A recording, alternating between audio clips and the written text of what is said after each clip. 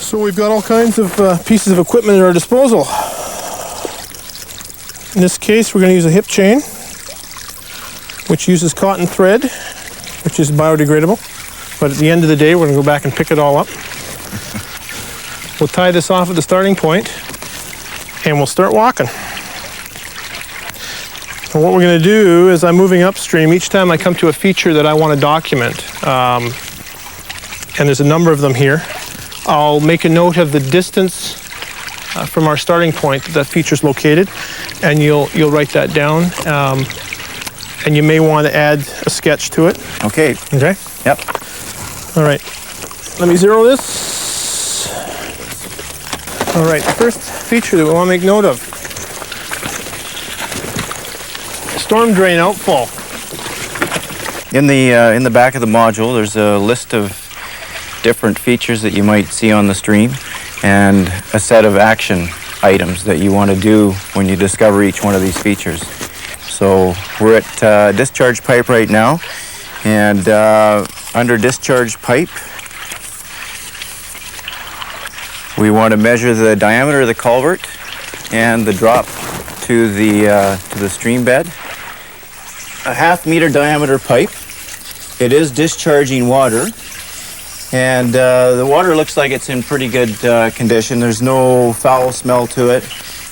If you do see anything that doesn't look too safe, don't touch the water.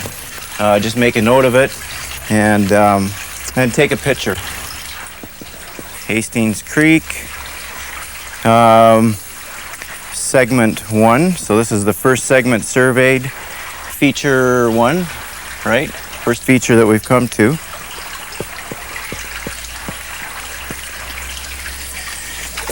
And just stand beside it, hold it up, smile, take a shot. All right. Okay.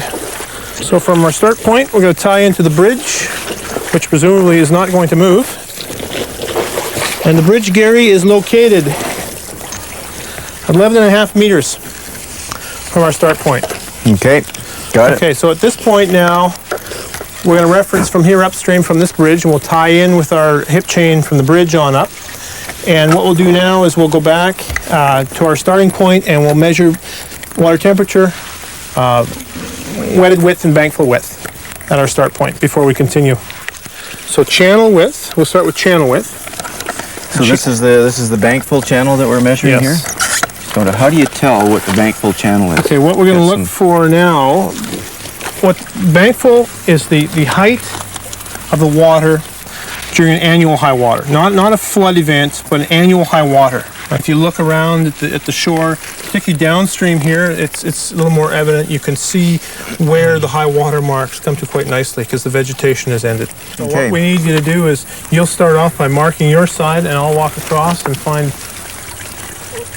I'll find the. And we want to do this at a spot that's fairly representative of the stream segment that we're working on.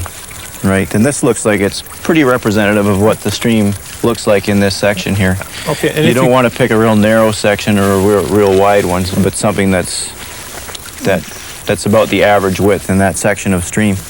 If the situation arises where you have a problem doing that, then there's nothing stopping you from taking an average. So 2 or 3 additional sites and averaging the bank full width. All right. So. Okay, so I'm on the edge of the bank right here. And we got some ferns, some perennial vegetation obviously established right here, so that's usually a good indicator of the edge of the bank full channel. I'm trying to do exactly the same thing that you're doing, approximate where the high water mark would have been, the annual high water. So I get a width of 6.3 meters. 6.3 meters, okay. Yeah, so an annual high water The width of the stream at this point is approximately 6.3 meters. So this entire channel would be full of water during an annual flood. Yeah. Okay. So Okay. now what we do, we make a note of that, which Yep. you've done on the data Got form. it. Okay. Now what we do is we record the existing channel or wetted width. In other words, the width of the channel at the same location that actually has water in it. So today, June 26th, I'll do it at the same location, just to make life easier. I'm measuring the wetted width. Today, 1.5 meters. So now what we've done is using the tape, we've marked the surface of the stream at a high water. And what we're going to do is measure the maximum bankful depth. All right? So what we're now going to do is measure from this line to the deepest part of the channel, which is going to be located somewhere in the wetted width here, about the center. So what we do at this point is take another ruler, using the tape as our guide. We simply measure it. We have a depth of about half a meter, 50 centimeters. Okay, so that's the depth of the bankful channel. That's the bankful channel depth. The actual depth of the wetted, or the channel that's got water in it now, is simply the same location to the surface. And that is a mere 12 centimeters. So the remaining parameters we want to record at the starting point for this introductory survey is the stream turbidity, which we'll do in a minute, and the air and water temperature. So the air temperature at this time of day, which is 3 p.m., is 25 degrees Celsius, and the water temperature at this location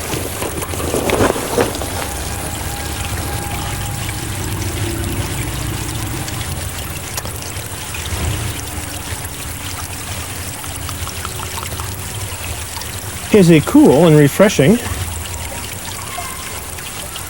14 degrees Celsius. Make sure when you're recording the water temperature that you keep the thermometer in the water. Don't take it out and hold it up to the sunlight where it can warm up. Okay, 14 degrees C. So the last item on the Module 1 Introductory Survey is the document at this start point, stream turbidity. And the way we're going to do it is to measure the depth that we can see. So what we're going to pick, in this case what we're going to do is we're going to look for a nice deep section of stream. And in this case there's a pool downstream. And I'm just going to drop the tape, in this case a ruler, into the stream and see how far down I can see the So you're just looking for the number on the end of the ruler. I'm just looking at the end. Okay. Once that disappeared and I can no longer see it, that would be my Your measurement depth point. visibility. Yeah. Okay. Okay. Sounds simple So enough. we'll pick this lovely spot here.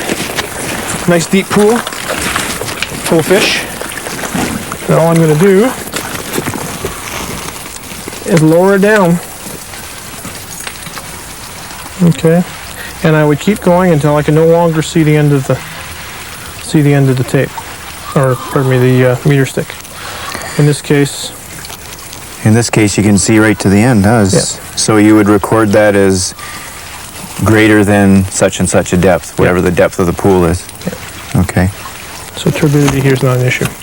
Nice clear water. Okay. All right, Gary, we started off downstream about 11.5 meters. We've tied into the bridge. Before we continue up, there's another feature here that we want to make note of, which is this armored banking that's helping protect the footings here on this footbridge. So we're going to measure this and make a note of this structure as well. Okay. So when you come across a feature that extends along the length of the bank a ways, you measure the location at the downstream starting point, I'm assuming. Yes. Yeah, okay. So we want to record what it is, which is riprap. We want to record which bank it's on. And the convention that's used is looking downstream, which bank? That's right. So this would be left bank. Okay, and then we want to record the length of it.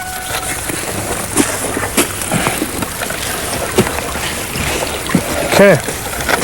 So it's important that you get your left and right bank straight. So you have to remember that you are facing downstream at all times, and then it's this left and right. Okay, I'm All at right, the end here. So in this case, it's armored with riprap for 9 meters. And then the height as well on the bank. The height of this is, I can do that real quick right here. So this extends, it's roughly 1.6 meters high. okay, and you make a note of that Yep. on the data form. But what I'm going to do is just tie in to the bridge, zero the tape, and go from there. So all these distances that you're recording as you're walking upstream are relative to the start point, right? That's right. Okay. Yep. Okay. All right. All right. This drainage ditch now, from the start point, it was 11.5 to the bridge. Okay. Okay, and now we're at 5.5 above the bridge. Okay. So 17 meters from our start point, we've got this drainage ditch. Okay. Okay. So again, what we're going to do at this point, and I'll give you the tape just because I've got the hip chain and I'll be wandering around through the trees. Treat this as a storm drain. So this falls under the discharge pipe category. So we want to measure the dimensions of it, Yeah. what's coming out of it. In this case, it's dry. It's also a good idea if you can track where the thing goes to or where it comes from, Yeah, so that if there is a problem down the road, you may have an idea of what's causing it. All right.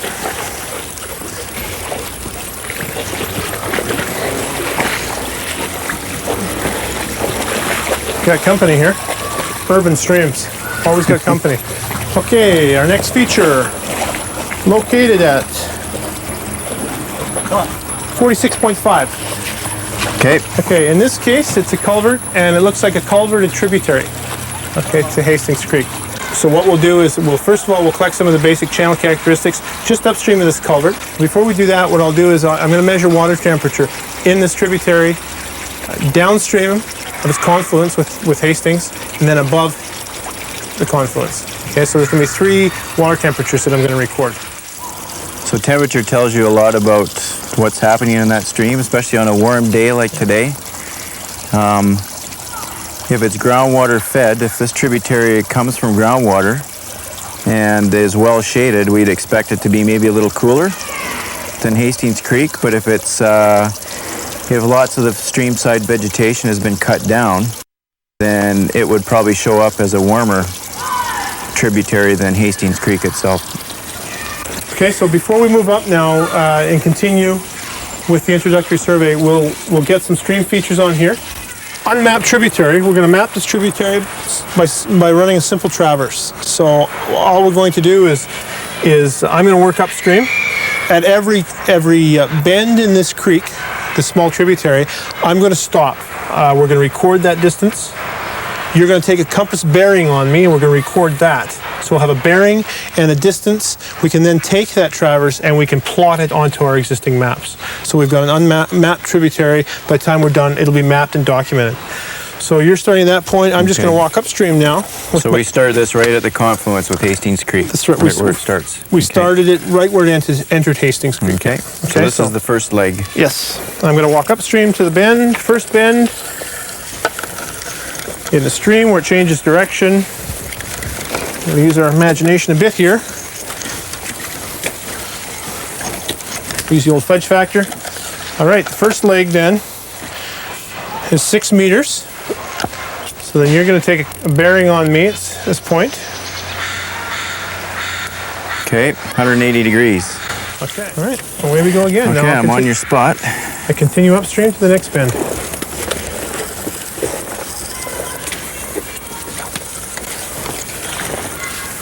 All right, 10 meters. Next leg's 10 meters. 10 meters, and the bearing is 264 degrees. Okay, we make a note of that, and we continue. And we go as far as we wish. Same process, all the way up. We then take that information back, transcribe it onto our existing maps. 1 to 20, 1 to 5,000. Whatever we have access to.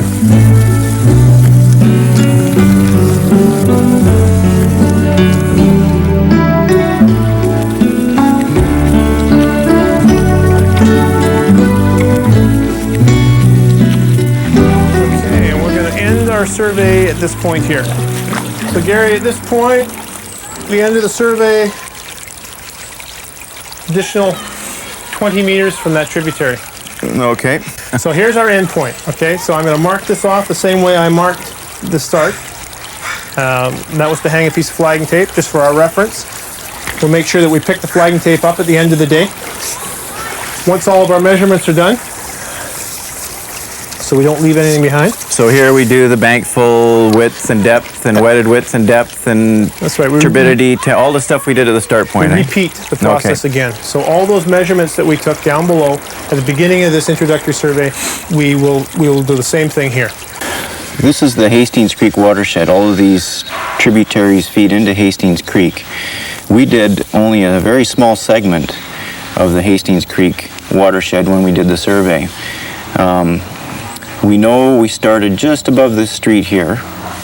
This is Fromm Road, and we were at a footbridge about 150 meters upstream of Fromm Road.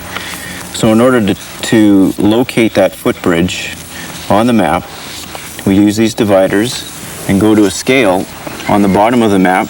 And you can see off to the left here, there are 1, 2, 3, 4 short bars. The entire length is 200 meters, so each one of these short bars represents 50 meters.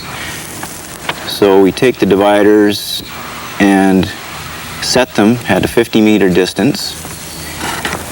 We come back up here to the map. This is the road that we know as Fromm Road, and we know that the footbridge was about 150 meters upstream of Fromm Road. So we start and walk the dividers up the stream. So the first segment, or the first leg, is 50 meters. That's 100 meters. There is 150 right there. So then you mark 150, so that would be the footbridge.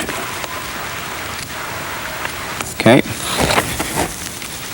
And you just continue to do that with each of your features. So we knew that the next feature up, which was the riprap, was right adjacent to that bridge. You look back on your data sheet and see how many meters upstream of the bridge it was, walk the dividers up to that, mark the start point of the riprap. The next feature was the ditch. The next feature was the tributary. And you just use these dividers to mark each one of those features off on the map. And then you would label the feature on the map with the feature number that corresponds to your data sheet. I guess in summary, what we've done is we've completed an introductory habitat survey on Hastings Creek. We've only looked at one section of Hastings Creek, and the process would be repeated throughout the drainage, depending on the size of the group that you're working with. What we've done in this case is we've taken a section from Hastings Creek. We've walked it. We've got a feel for the stream itself, and we've documented features along the stream that may have some impact on the quality of the aquatic environment. We've taken that information, we've documented it, and we've added it to our maps for future reference. So we now know where problems may arise. We can address those concerns in the future. So we now take that information and we move on.